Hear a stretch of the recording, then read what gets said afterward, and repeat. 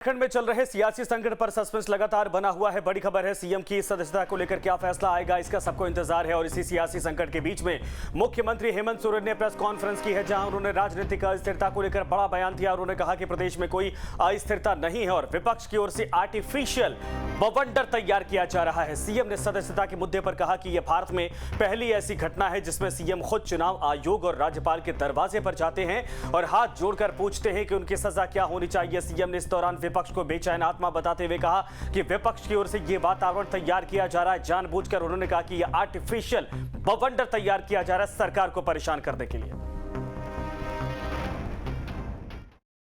सरकार निडर निर्भीक होकर के अपना काम कर रही है और राज्य में कई चुनौतियों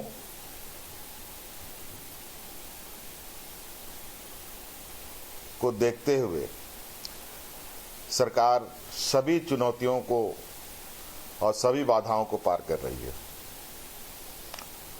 कोरोना का संक्रमण आप सब लोगों ने देखा, कितने सफलतापूर्वक हम लोगों ने उसको पार किया।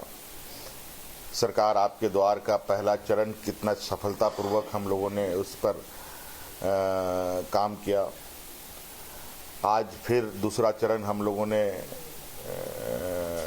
सरकार आपके द्वार का प्रारंभ कर रखा है और इसी बीच राजनीतिक अस्थिरता, जहां तक मुझे लगता है राज्य में कोई अस्थिरता की बात नहीं है। तो ये बड़ा बयान साफ तौर पर यह मुख्यमंत्री का कि ये एक तरह से आर्टिफिशियल बवंडर तैयार किया गया और इस आर्टिफिशियल बवंडर के जरिए जानबूझकर सरकार को दबाव में लाने की या फिर अस्थिर करने की कोशिश की जा रही है। हमारे साथ हमारे वरिष्ठ सहयोगी राजेश तोमर जी जुड़ गए इस वक्त न्यूज रूम से। राजेश जी, पहली दफा ऐसा हुआ कि मुख्यमंत्री ने कोई टर्म का इस्तेमाल किया और जो अब तक बीजेपी अटैकिंग थी उस पूरे मामले पर एक तरह से ऐसा शब्द का इस्तेमाल है कि आर्टिफिशियल बवंडर, और उन्होंने साफ कहा कि सरकार को लेकर कोई अस्थिरता की भावना नहीं है, नहीं इस तरीके का माहौल है। ये जानबूझकर ऐसे हालात पैदा करने की कोशिश की जा रही है। देखिए संजय, अगर पिछले 2 महीने को अगर पूरे खेल को देखें, जिस तरह से सरकार लगातार, वो लतरातू हो या राजस्थान के यात्रा हो, लगातार सरकार परेशान रही है। उसके पीछे का वजह यह था कि जो लिफाफा है वो आज भी राजभवन में है। क्योंकि राज्यपाल के पास वो लिफाफा और लिफाफे से कभी भी वो जिन बाहर निकल सकता है, जिसमें कि मुख्यमंत्री की जो सदस्यता है वो जा सकती है, वो डीबार हो सकते हैं। क्योंकि वो मामला अब तक दबा नहीं है शैलेश। उसके बाद जो दूसरी बड़ी बात है कि चूंकि मुख्यमंत्री लगातार जो, अगर घोषणाओं की बात करें, लगातार 2 जो कैबिनेट हुए, अगर आप पहले कैबिनेट को देखें तो उसमें पेंशन योजना की शुरुआत सरकार ने की थी और वो पेंशन योजना की शुरुआत करने के पीछे का जो खेल है वो ये था कि जो आम जनता उसके बीच में एक सरकार के संकेत जाए कि सरकार आम लोगों के हित में फैसला ले रही है और पुराने पेंशन योजना की शुरुआत की गई। उसके बाद जो स्थानीय नीति थी, जिसको लेकर कभी मुख्यमंत्री खुद यू टर्न हुए थे, उसी खतियान को उन्होंने दोबारा लागू किया और स्थानीय नीति के आधार बनाए गए। अब वो कैबिनेट से पास हो चुका है और विधानसभा में उसकी मंजूरी होगी। यानी कि जो तमाम कवायद है सरकार की, उस लिहाज से है कि कल अगर चुनाव होते हैं तो सरकार चुनाव मैदान में जाने को तैयार है। लेकिन सवाल है कि हालात ऐसा क्यों है। मुख्यमंत्री खुद अपने बयान में कहे कि उन्होंने सरकार में स्थिरता है और सरकार मजबूती के साथ काम कर रही है। तो सवाल ये उठता है कि अगर कोई आर्टिफिशियल, अगर यहाँ पर तनाव है तो वो किस वजह से है। तो ये समझने वाली बात है संजय कि चूंकि राजभवन में आज भी चिट्ठी पड़ी हुई है और उस चिट्ठी में जो मुख्यमंत्री है, ऑफिस ऑफ प्रॉफिट का मामला है, मिसयूज ऑफ ऑफिस का मामला है, वो लिफाफे से जब जिन बाहर आएगा तो संभवतः मुख्यमंत्री की सदस्यता के साथ वो डीबार किए जा सकते हैं।